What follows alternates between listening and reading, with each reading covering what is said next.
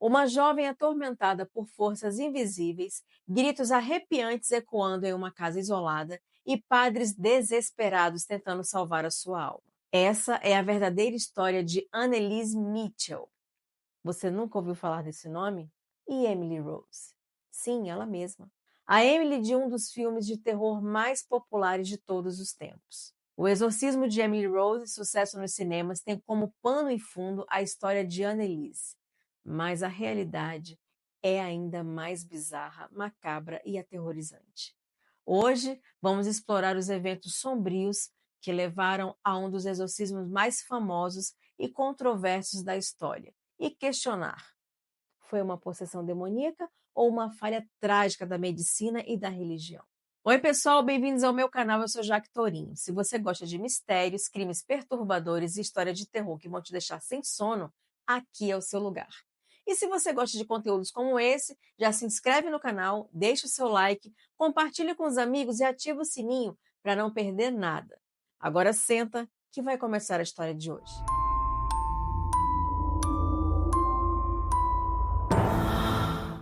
Anna Elizabeth Mitchell, mais conhecida como Anneliese, nasceu no dia 21 de setembro de 1952 em Leibnitz, no estado da Baviera, Alemanha Ocidental, mas foi criada em Klingenberg, também na Baviera. Seus pais, Joseph e Anna Mitchell, eram muito católicos e, na religião, criaram suas 4 filhas, Marta, Roswitha, Bárbara e Anneliese. Ana era uma mulher muito devota e rígida, enquanto Joseph era um operário que também seguia os princípios da Igreja Católica com seriedade. O ambiente familiar era marcado por um forte senso de moralidade religiosa. Apesar da rigidez em casa, Anneliese também era uma jovem comum. Gostava de sair com os amigos, tinha um namorado, o Peter, que a acompanhou até os últimos dias de sua vida. Ela participava de retiros religiosos, mas também curtia música e tinha uma vida social ativa. Em 1968, quando Anneliese tinha 16 anos de idade, tudo mudou repentinamente. Uma noite, enquanto estava na escola, ela teve sua primeira convulsão. Desmaiou e, ao acordar, não conseguia se mover ou falar, sentindo uma pressão esmagadora sobre seu peito. Seu corpo estava rígido e ela dizia sentir uma força sombria tentando dominá-la. Após várias crises, Anneliese foi levada a um médico e diagnosticada com epilepsia do lobo temporal, uma condição neurológica que pode causar convulsões, alucinações visuais e auditivas, sentimentos intensos de terror e déjà vu, e estados alterados de consciência. Ela foi medicada com anticonvulsionantes, mas os remédios não surtiram o efeito esperado. Pelo contrário, suas visões e alucinações ficaram cada vez piores. As crises começaram a se repetir com frequência, sempre acompanhada de uma intensa sensação de angústia e sufocamento. Pesquisando em vários lugares, não ficou claro se ela tomou os remédios de forma correta e contínua ou ela parava as medicações. Pouco tempo depois, Anneliese começou a relatar experiências aterrorizantes. Via rostos demoníacos ao seu redor, ouvia vozes dizendo que estava condenada ao inferno. Sentia um forte cheiro de enxofre por toda parte. Acordava paralisada à noite, com uma presença escura ao lado da sua cama. Com o passar do tempo, os episódios se tornaram mais violentos e Anneliese começou a acreditar que não estava doente, mas sim possuída. Essa crença foi reforçada por sua família e por padres que acreditavam que os sintomas eram sinais de uma batalha espiritual. Seu comportamento se transformou drasticamente e a jovem brilhante e cheia de sonhos começou a enfrentar um pesadelo do qual jamais sairia. Ela começou a ouvir vozes, ver rostos demoníacos e sentir presenças ao seu redor. Anneliese acreditava que algo maligno havia tomado seu corpo. A família estava convencida de que a medicina não poderia ajudá-la. Foi então que recorreram à igreja e buscaram respostas na fé. Seus pais estavam convencidos que a filha não tinha apenas uma doença neurológica, mas sim algo espiritual. Em alguns momentos, ela passava dias sem nenhum sintoma e conseguia seguir a vida normal, mas esses momentos duravam pouco. A família começou a pedir ajuda aos padres locais em busca de aconselhamento e orações. No entanto, a Igreja Católica tem regras para autorizar um exorcismo. Os sacerdotes que ouviram a história de Annelise inicialmente negaram o pedido de um ritual, aconselhando que ela continuasse o tratamento médico. Vamos ver mais para frente que essas regras ficaram ainda mais rígidas após esse caso. Apesar disso, os pais não desistiram. Em 1973, quando Annelise já estava com 20 anos, o estado dela piorou drasticamente. Ela se recusava a entrar em igrejas, dizendo que as imagens sagradas a queimavam. Ela passava dias sem comer, comia insetos, aranha e até carvão. Na verdade, ela comia muito carvão. Sua família chegou a presenciá-la arrancar com a boca a cabeça de um passarinho morto. Ela também bebia sua própria urina, rasgava suas roupas, se autoflagelava e dormia no chão de pedra como penitência. Dizia estar possuída por espíritos malignos. Se tornava extremamente agressiva, atacando os membros da sua família. Annelise fazia muitas flexões e uma vez machucou o joelho. Ela ficou 2 dias embaixo da mesa latindo como um cachorro. Foi então que seus pais procuraram o padre Ernest Alt, um sacerdote que ficou profundamente impressionado com a condição de Annelise. Ele acreditava que ela não apresentava sinais de epilepsia, mas sim de uma possessão demoníaca real. Mesmo com a insistência da família e do padre Alt, a Igreja Católica ainda relutava em autorizar um exorcismo. Para que o Vaticano permitisse o ritual, era preciso seguir com um protocolo rígido, incluindo a investigação detalhada do caso. E, finalmente, em 1975, o bispo Joseph Stang, da Diocese de Wurzburg, autorizou o exorcismo. O ritual foi confiado a 2 padres, padre Ernest Alt, que já acompanhava a família, e padre Arnold Hans, um exorcista experiente. Os rituais foram realizados de acordo com o Rituale Romano, o manual oficial da Igreja Católica para exorcismos. A escolha pelo exorcismo foi controversa. Enquanto alguns familiares acreditavam que essa era a única solução, outros tinham medo de que o ritual pudesse agravar ainda mais a condição de Annelise. Seu namorado, Peter, era um dos que ainda tentavam convencê-la a continuar o tratamento médico. Ele testemunhou muitos dos episódios aterrorizantes, mas também notou que Annelise mudava a personalidade constantemente. Em alguns momentos, ela pedia ajuda e queria lutar contra aquilo que a dominava. Em outros, dizia que não havia mais salvação e que queria se sacrificar. Os pais, no entanto, estavam convictos de que o problema era espiritual. Eles acreditavam que o exorcismo era a única forma de salvar a alma da filha. Entre setembro de 1975 e julho de 1976, Annelise Mitchell passou por 67 sessões de exorcismos, realizadas pelos padres Arnold Hans e Ernest Alt, sob a supervisão de sua família. Durante esse período, sua condição se deteriorou drasticamente, levando a eventos aterrorizantes que foram registrados em gravações e diários dos religiosos. O exorcismo começou com orações e bênçãos, mas Annelise reagia com violência, gritando e se contorcendo sempre que os padres usavam água benta ou mencionavam o nome de Deus. Ela começou a falar em múltiplas vozes, cada uma com um tom e personalidade diferente. Segundo os padres, os demônios que a possuíam incluíam Lúcifer, que se identificava como líder, Caim, o primeiro assassino da Bíblia, Judas Iscariotes, traidor de Jesus, Nero, o imperador romano conhecido por perseguir cristãos, Hitler, que segundo Annelise ainda estava no inferno, e um padre desonrado da Flacônia, chamado Fleischmann. Os padres relataram que durante os rituais os olhos de Annelise ficavam completamente negros e seu corpo demonstrava uma força sobre-humana, exigindo que várias pessoas a segurassem.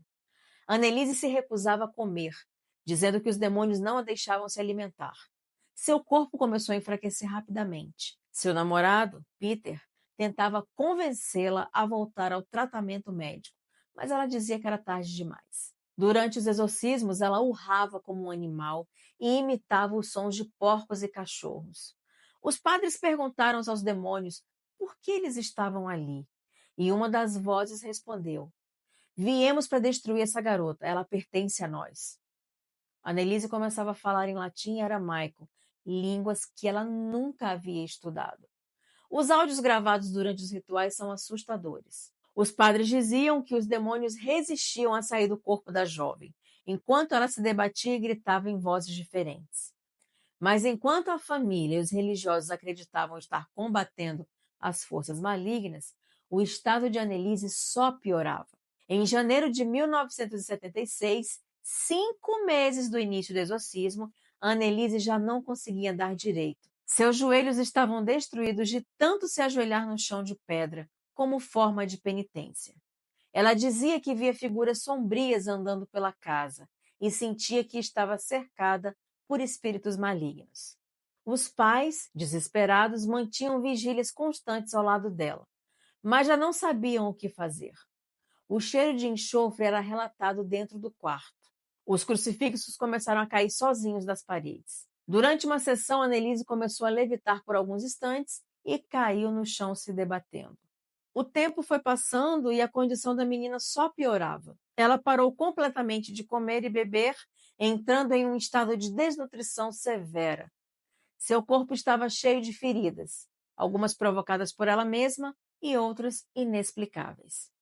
Os demônios começaram a se desafiar dentro dela, discutindo entre si em vozes diferentes. Os padres insistiam que a batalha espiritual estava no seu auge e que ela precisava continuar. Seu peso caiu drasticamente e ela começou a perder pedaços de cabelo.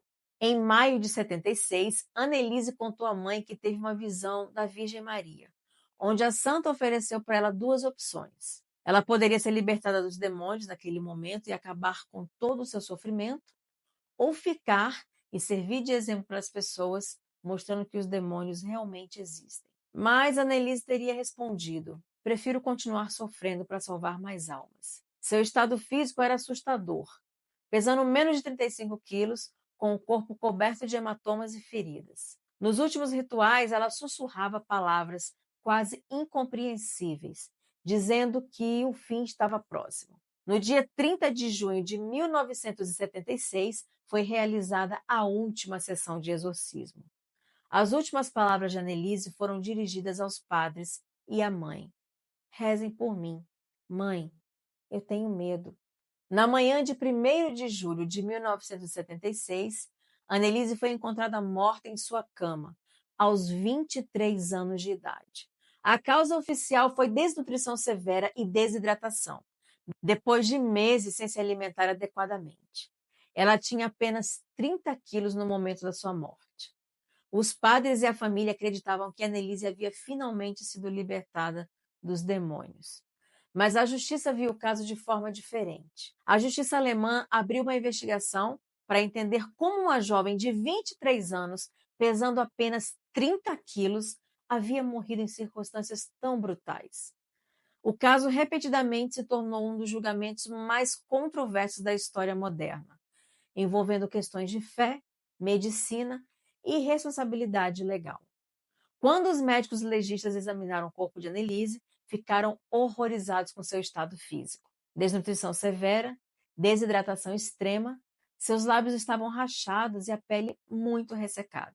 Os joelhos estavam destruídos, resultados de mais de 600 genuflexões, que são movimentos de se ajoelhar e levantar repetidamente, que ela fazia como penitência. Ela também tinha feridas e hematomas pelo corpo inteiro. O médico legista afirmou que ela poderia ter sobrevivido se tivesse recebido atendimento médico até uma semana antes da sua morte. Diante desses fatos, o Estado alemão abriu um processo criminal contra os pais de Anneliese, Anna e Joseph Mitchell, e os padres Arnold Hens e Ernest Alt, acusando todos eles de negligência criminosa que resultou em morte. O julgamento iniciou em março de 1978, 2 anos após a morte de Anneliese, e ocorreu na cidade de Aschaffenburg, Alemanha, atraindo a atenção mundial. A mídia estava dividida. Foi um caso de possessão real ou um trágico erro alimentado por fanatismo religioso? Os argumentos do Ministério Público foram: Anneliese sofria de epilepsia do lobo temporal e psicose, mas os pais e padres negaram a ela ajuda médica adequada. Se os acusados tivessem levado Anneliese a um hospital, ela poderia ter sido salva. Os exorcismos foram realizados em um ambiente de extremo fanatismo, violando direitos humanos. Já os advogados de defesa alegaram que Annelise não queria mais receber tratamento médico e, como adulta, ela tinha direito de recusar. Os pais realmente acreditavam que ela estava possuída, confiando nos exorcismos como solução. Os padres agiram seguindo as diretrizes da igreja e o exorcismo foi autorizado pelo bispo de Wurzburg. O que se seguiu foi um julgamento que chocou o mundo, levantando uma questão: teria sido um caso real de possessão ou uma negligência trágica? Durante o julgamento, os padres apresentaram as gravações de áudio feitas durante as sessões de exorcismos, alegando que eram provas de possessão demoníaca. Essas gravações estão disponíveis na internet, para quem quiser ver. São 42 horas no total, mas eu só aconselho para quem tem estômago forte e muita coragem de ouvir. Nos áudios é possível ouvir vozes horrendas completamente diferentes da voz natural de Annelise, xingando os padres, amaldiçoando a Deus, rosnados, diálogos entre os supostos demônios e gritos de dor. Essas gravações chocaram o tribunal, com alguns presentes dizendo que nunca haviam ouvido algo tão assustador. No entanto, os especialistas convocados pelo Ministério Público afirmaram que os sons poderiam ser explicados por um distúrbio mental e vocal, e que Annelise estava mentalmente quebrada, após anos de sofrimento e fanatismo religioso. Em 1978, os pais de Annelise solicitaram que o corpo da menina fosse exumado, alegando que uma freira teve uma visão onde seu cadáver permaneceria incorrupto, ou seja, ele não se decompôs após a sua morte. Quando o corpo foi retirado do túmulo, os legistas disseram que ela estava em estado normal de decomposição. Mas os pais nunca revelaram o que realmente viram e imagens jamais foram divulgadas.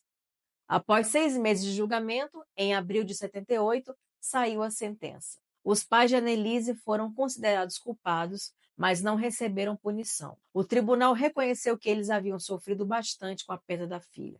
Os padres Ernest Alt e Arnold Hens foram condenados a 6 meses de prisão, convertidos em liberdade condicional, e 3 anos de liberdade vigiada. A pena foi considerada extremamente branda, causando controvérsia. A Igreja Católica não se manifestou oficialmente, mas depois desse caso passou a ser muito mais rigorosa na autorização de exorcismos.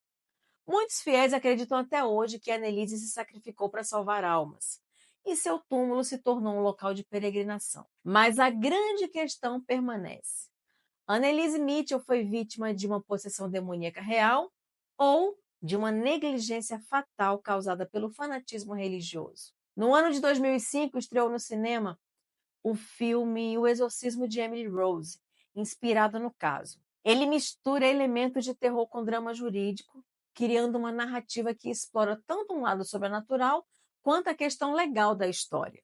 No filme, a história acontece nos Estados Unidos, em uma época mais contemporânea, e com foco no julgamento do padre Moore, acusado de homicídio ao liderar o exorcismo de uma jovem que sofre com alucinações e perdas de consciência. A garota acaba falecendo durante a sessão. O filme conta com flashbacks que mostram o sofrimento da menina. Mesmo décadas após a sua morte, Annelise Mitchell continua sendo um dos casos mais assustadores da história, desafiando as fronteiras entre o que é real e o que é sobrenatural. Você acredita que Annelise foi realmente possuída ou apenas vítima de uma tragédia causada pelo fanatismo de seus pais? Deixa aqui nos comentários. Mais de 4 décadas depois, a história de Annelise Mitchell continua sendo um dos casos de exorcismos mais discutidos do mundo. O áudio das sessões ainda assombram quem os escuta, e seu túmulo é considerado um local sagrado para muitos. E lembrando, se você gosta de conteúdos como esse, se inscreve aqui no canal e ativa as notificações para não perder os próximos vídeos. E me segue nas outras redes que eu vou deixar aqui para vocês. Até o próximo vídeo.